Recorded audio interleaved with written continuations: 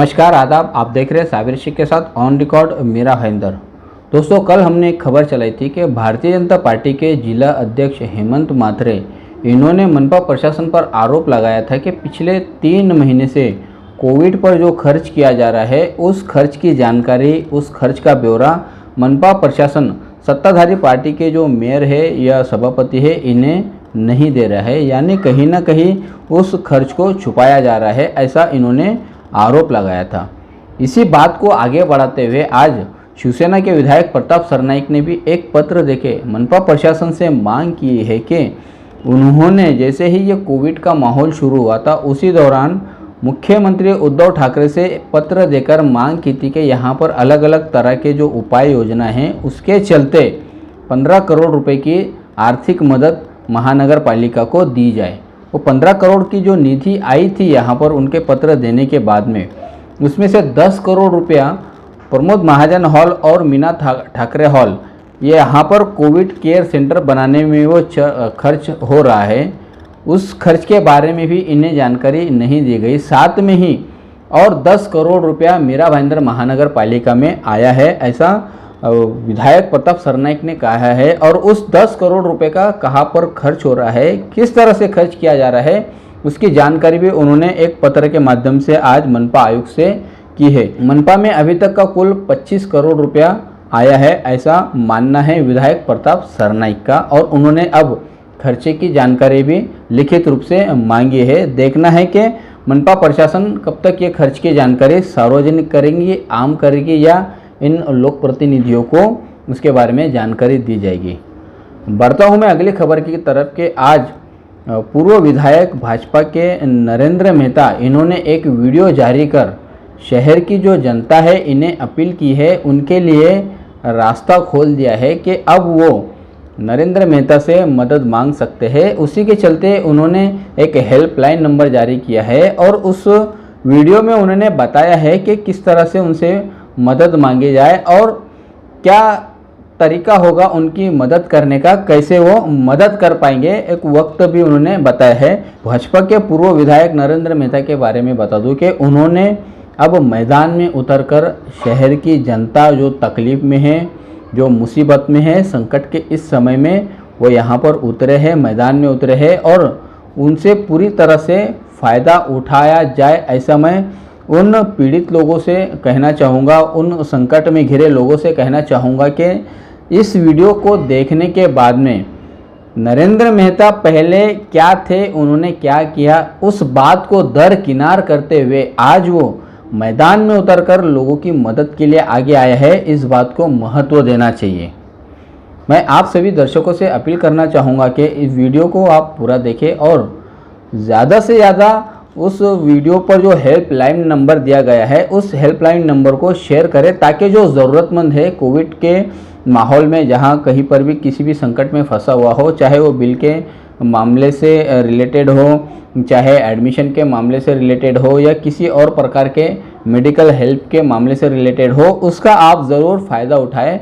और मैं धन्यवाद करना चाहूँगा नरेंद्र मेहता को कि उन्होंने आज मैदान में उतरकर शहर की जनता के दुख दर्द को समझते हुए पूरी तरह से आज वो इस मैदान में उतरे हैं लोगों की मदद करने के लिए।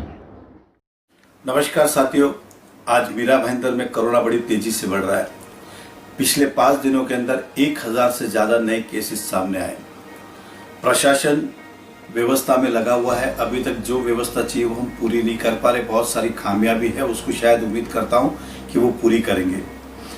आज आपके सामने इसलिए मैं आया हूं क्योंकि पिछले 7-8 दिन में इतने सारे कॉल मुझे आए व्यवस्था को लेके या जरूरतों को लेके। उदाहरण के तौर पे किसी ने कहा कि मुझे टेम्बा हॉस्पिटल में एडमिशन चाहिए, म्युनिसिपल कॉर्पोरेशन में हमें बेड चाहिए, या फिर किसी ने प्राइवेट हॉस्पिटल में बेड नहीं मिल रहे इसके लिए फ़ोन किए, किसी ने एम्बुलेंस के लिए फ़ोन किए, तो किसी ने कहा कि खाना नहीं मिल रहा है उसके लिए फ़ोन किए, किसी ने कहा खाना बराबर नहीं है उसके लिए फ़ोन किए, तो किसी ने इसलिए भी किए कि पेशेंट जो है वहाँ पे वो रिकवर हो रहा है या क्रिटिकल हो रहा है, इस बारे में भी पूरी जानकारी नहीं मिल पा रही है। और भी इससे रिलेटेड बहुत सारी समस्या है जो समय समय पे परिवार वाले को जानकारी नहीं मिल पा रही है। चाहे फिर कोविड सेंटर की बात हो या क्वारंटाइन सेल की बात हो, दोनों जगह यही परिस्थिति है। और पिछले दिनों में इतने फोन आए, इसलिए मुझे लगा कि थोड़े दिनों के लिए मुझे आगे आके इनके लिए जो मदद कर सकता हूँ मुझे करनी चाहिए। इसलिए वी4यू फाउंडेशन के माध्यम से हम एक हेल्पलाइन शुरू कर रहे हैं, ताकि जिनके परिवार के सदस्य म्युनिसिपल कॉर्पोरेशन हो, चाहे प्राइवेट हॉस्पिटल हो, चाहे क्वारंटाइन सेल हो, यहाँ पे अलग अलग जगह पे जो एडमिटेड है, जो संक्रमित हुए, उनके सुख दुख का साथी में बन सकूं।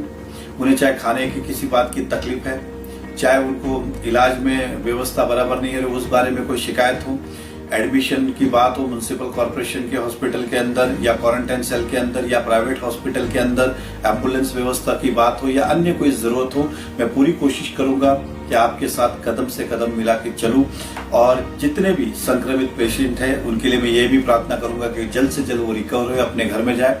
और आपसे इतनी विनती करूंगा कि 1000 की संख्या जो आई है, इसे रोकना किसी और के हाथ में नहीं, हमारे हाथ में ही है। इसलिए फिर विनती करूंगा, सोशल डिस्टेंसिंग की बात हो, मास्क पहनने की बात हो, सैनिटाइजेशन की बात हो या अननेसेसरी किसी चीज को नहीं जाने की बात हो, तो ये ऐसी जगहों पे ना जाए जहाँ जरूरत नहीं है। जितना अवॉइड कर सकते हो उतना अवॉइड करें, क्योंकि रोकने वाला कोई और नहीं, वो केवल और केवल हम ही हैं।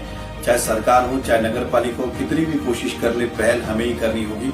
तो मैं आपको विश्वास दिलाता हूं कि मैं एक हेल्पलाइन नंबर आपको दे रहा हूं। कोविड रिलेटेड जितने भी प्रश्न हैं, अगर आपको लगता है कि मैं आपके लिए इसके अंदर उपयोगी बन सकता हूं, तो बेझिझक इस नंबर पे आप फोन करें या व्हाट्सएप करें। फोन करते समय ख्याल रखिए, सुबह 11 बजे से लेकर 8 बजे तक आप फोन कर सकते हैं, उसके बाद आप व्हाट्सएप कर सकते हैं।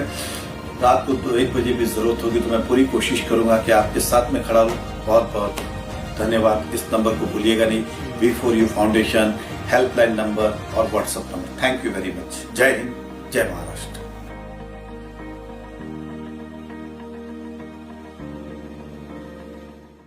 आगे मैं बढ़ता चलूँ कि हमारे मीरा भाईंदर महानगर पालिका ने आज एक निर्णय लिया है। उस निर्णय के अनुसार मेडिकल का वक्त रात 9 बजे तक का बढ़ा दिया गया है।